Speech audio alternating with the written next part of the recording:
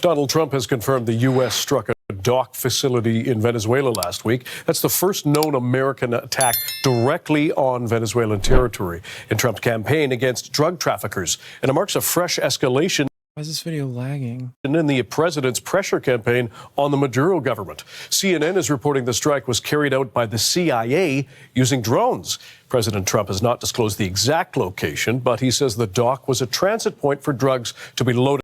Bro gave up on that Nobel Peace Prize, huh? Onto boats for distribution abroad.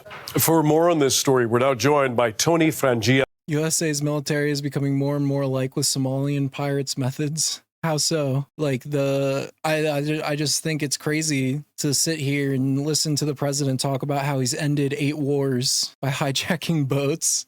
I think it's crazy to sit here and listen to Trump talk about how he's ended 8 wars, and meanwhile he's taking drone strikes on Venezuela, drone striking people on boats in the Gulf of Mexico with no due process or anything, no idea like what they're doing. Like, it's pretty wacky stuff, you know? I'm not aware of any crimes or I'm not aware of any like crimes that where the punishment is instant death, no trial, unless you're like attacking a police officer or something. like hello? He got FIFA's Peace Prize, dude. And I bet he was so proud of that shit too, because he's a moron. Mawad, he is the director and editor-in-chief of the Venezuelan publication Ecosistema. He's also the writer of the newsletter. Trump says U.S. struck dock in Venezuela where drug boats allegedly load up. Venezuela week. They load up on the drugs.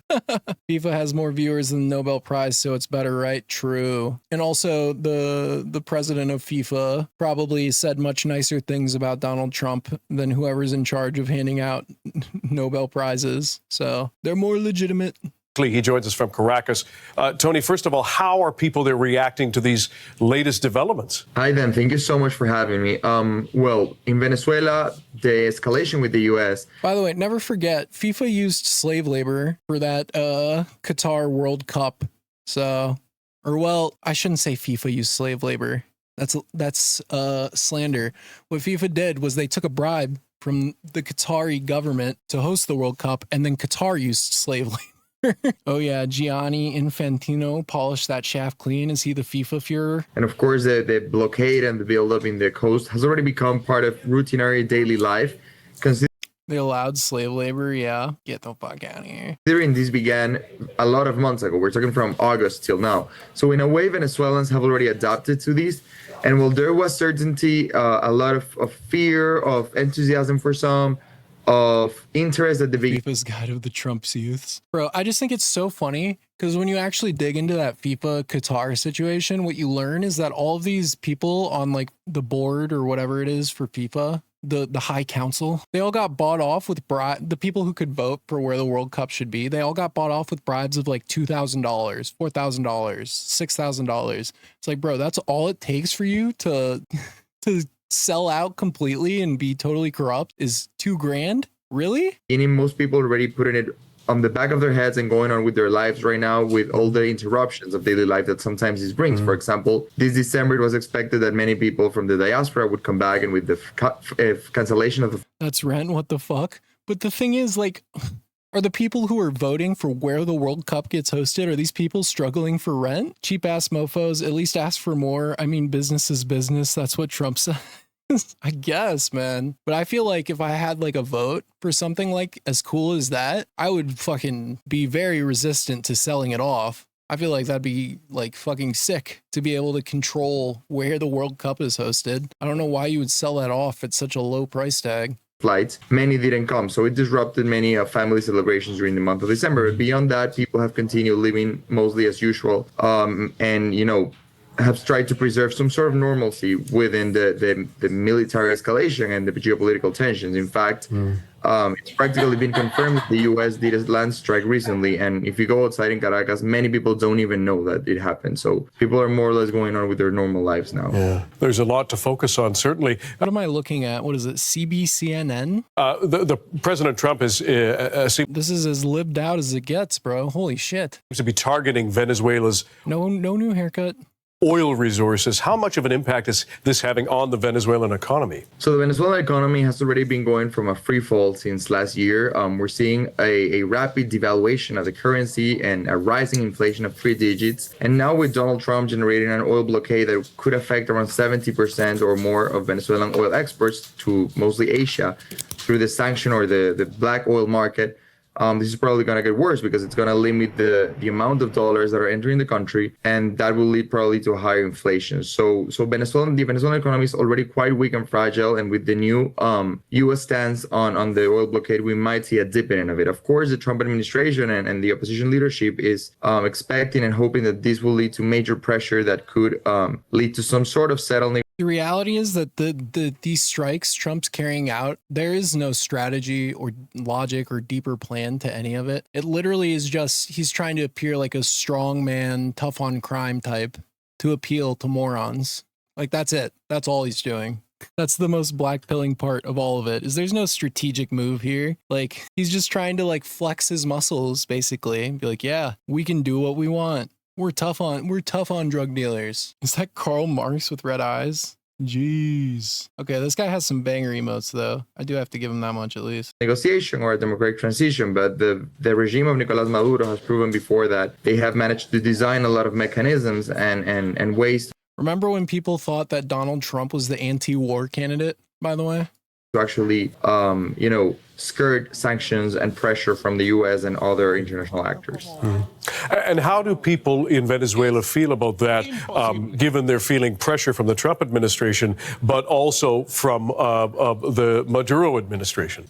So the first months, I'd say that first of all, it's quite difficult to actually know what many Venezuelans are thinking, because in Venezuela, because of the censorship and the crackdown and repression that especially followed the July 2024 elections, many Venezuelans are afraid of actually talking publicly about their opinions. For example, recently a Bloomberg and Intel Atlas poll found out that around 34% of Venezuelans inside Venezuela said they support an intervention towards Maduro, but actually the higher number was an almost majority of almost 40% that said they were uncertain about what to think. And many experts here say that people are actually just trying to hide their opinions on the poll. So it's very difficult. But what I've noticed from talking to people in the street, from living in Caracas. Anti-war, yeah, except for economic warfare, Venezuela, China, and basically anything left. The problem is Trump is doing all this stupid flexing, talking about invading Greenland and shit, all of these strikes on Venezuela. But historically, anyways, every time that someone has like pushed back on Trump at all, he immediately caved.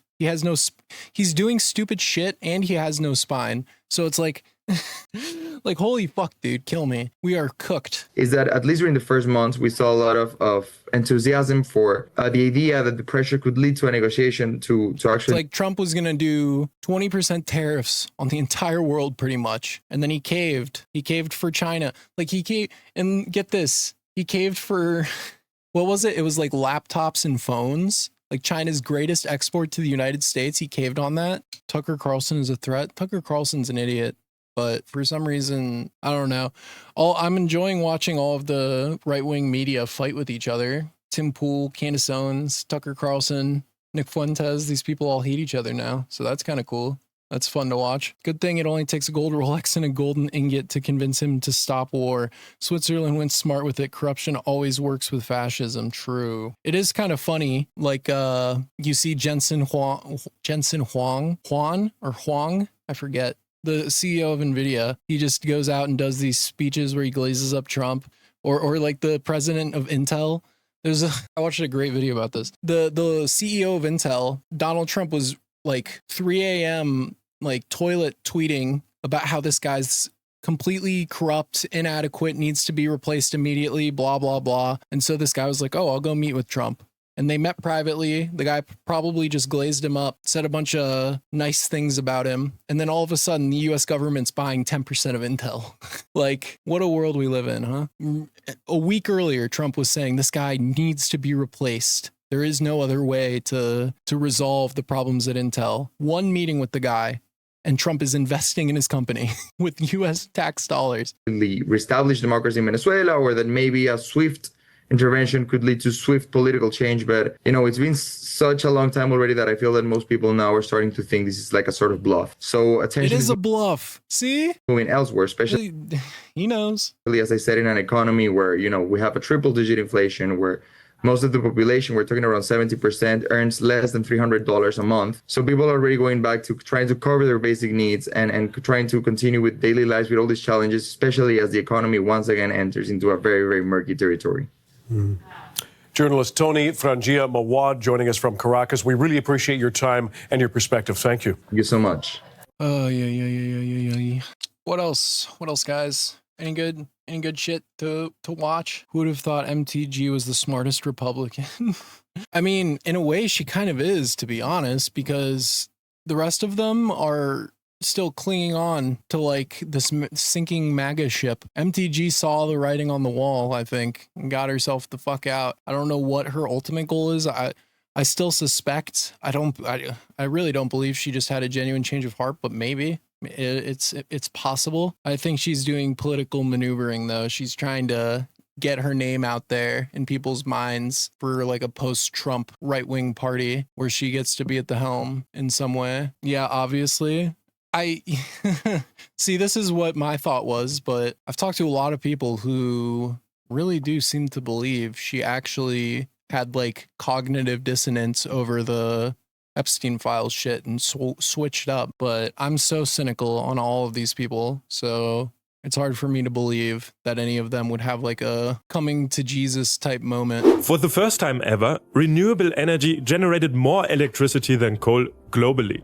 Between January and June, But what about clean coal though? renewables supplied over 5,000 terawatt hours worldwide, surpassing coal for the first time. China and India drove most of this shift, despite rising energy demand from economic growth. China's solar grew by 43% and wind by 16%, compared to last year. Despite coal still being the largest energy source at 58%, renewables have expanded rapidly. 2017 throwback real quick.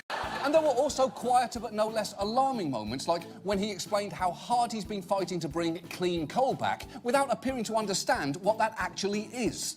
It's just been announced that a second brand new coal mine where they're going to take out clean coal, meaning they're taking out coal, they're going to clean it, is opening in the state of Pennsylvania.